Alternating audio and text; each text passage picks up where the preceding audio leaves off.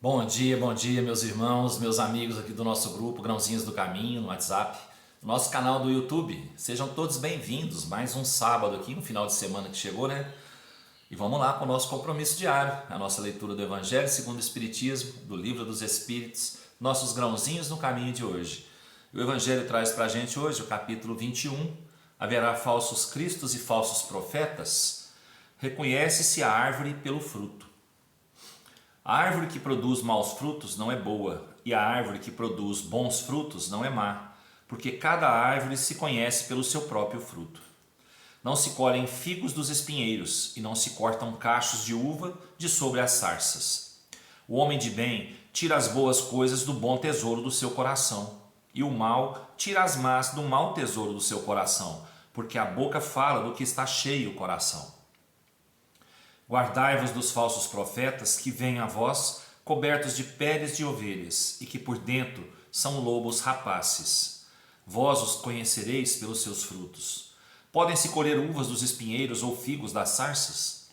Assim, toda árvore que é boa produz bons frutos e toda árvore que é má produz maus frutos. Uma boa árvore não pode produzir maus frutos e uma árvore má não pode produzir bons frutos. Toda árvore que não produz bons frutos será cortada e lançada ao fogo. Conhecê-la-eis, pois, por seus frutos.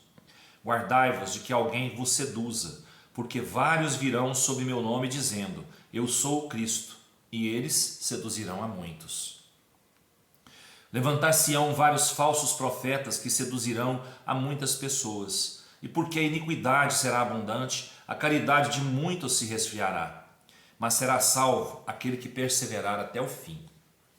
Então, se alguém vos disser, o Cristo está aqui ou está ali, não o creiais, porque se levantarão falsos cristos e falsos profetas, que farão grandes prodígios e coisas de espantar, até seduzir, se for possível, os próprios escolhidos. São Mateus capítulo 24, versículo 4, 5, 11, 12, 13, 23, 24. São Marcos capítulo 13, versículos 5, 6, 21 e 22. E muito bem. E hoje nós estamos cheios de falsos profetas, né? Cheios de árvores que produzem maus frutos. E cheios desses frutos, né? Infelizmente. E muitos dos escolhidos foram seduzidos por esses falsos profetas. Foram levados a crer nesses falsos profetas. Mas Deus tem um propósito para tudo, né? Tudo é aprendizado para nós, para a nossa vida. E se esses foram seduzidos, o dia vai chegar que eles vão cair em si, né? E vão ver o erro por onde entraram, a porta errada por onde entraram, né? A árvore ruim em que eles foram colher os frutos. Infelizmente, a vida é me ensinar, né, pela dor, que eu não gosto de falar, né, é pelo amor ou pela dor, mas infelizmente é assim.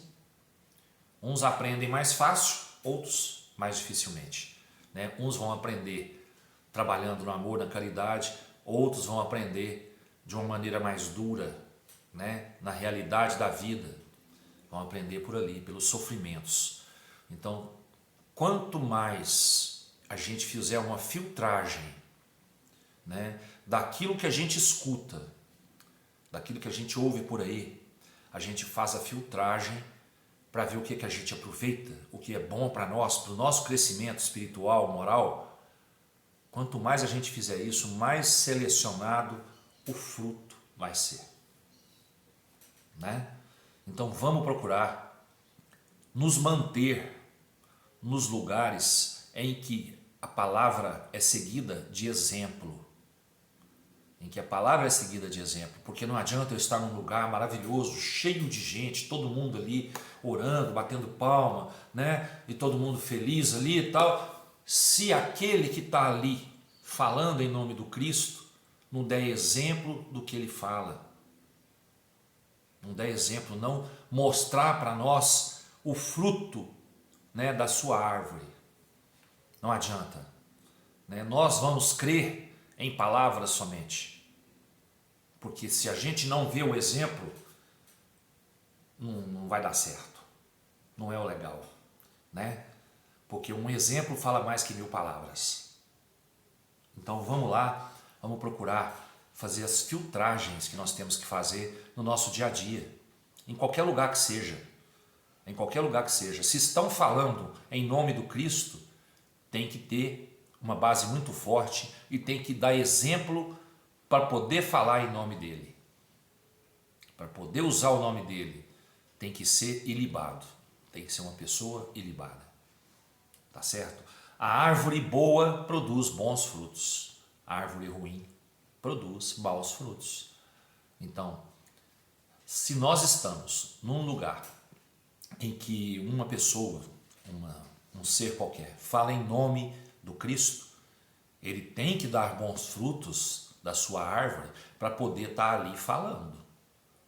Para poder estar ali falando. Ele tem que dar os frutos com seus exemplos.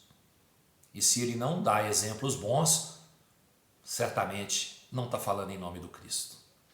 Tá bom? Está falando em nome dele mesmo, dos seus interesses pessoais. Tá bom? O Livro dos Espíritos traz para a gente hoje, questão 366. O que pensar da opinião segundo a qual as diferentes faculdades intelectuais e morais do homem seriam o produto de diferentes espíritos encarnados nele e tendo cada um uma aptidão especial? Refletindo, reconhece-se que é absurda. O espírito deve ter todas as aptidões para poder progredir. Lhe é necessária uma vontade única. Se o homem fosse uma amálgama de espíritos, essa vontade não existiria e ele não teria individualidade, pois que em sua morte esses espíritos seriam qual um bando de pássaros escapados de uma gaiola. O homem lamenta frequentemente não compreender certas coisas, e é curioso ver como multiplica as dificuldades, enquanto que tem sobre a mão uma explicação muito simples e natural. Ainda aqui tomou efeito pela causa. É fazer para o homem o que os pagãos fizeram para Deus.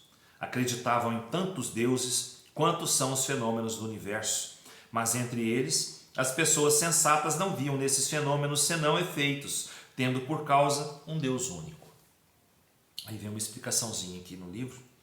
O mundo físico e o mundo moral nos oferecem a esse respeito numerosas comparações. Acreditou-se na existência múltipla da matéria enquanto se esteve apegado à aparência dos fenômenos.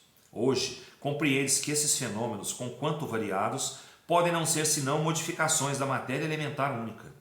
As diversas faculdades são manifestações de uma mesma causa, que é a alma ou espírito encarnado, e não de muitas almas, da mesma forma que os diferentes sons do órgão são o produto de uma mesma qualidade de ar, e não de outras tantas espécies quantas sejam as dos sons.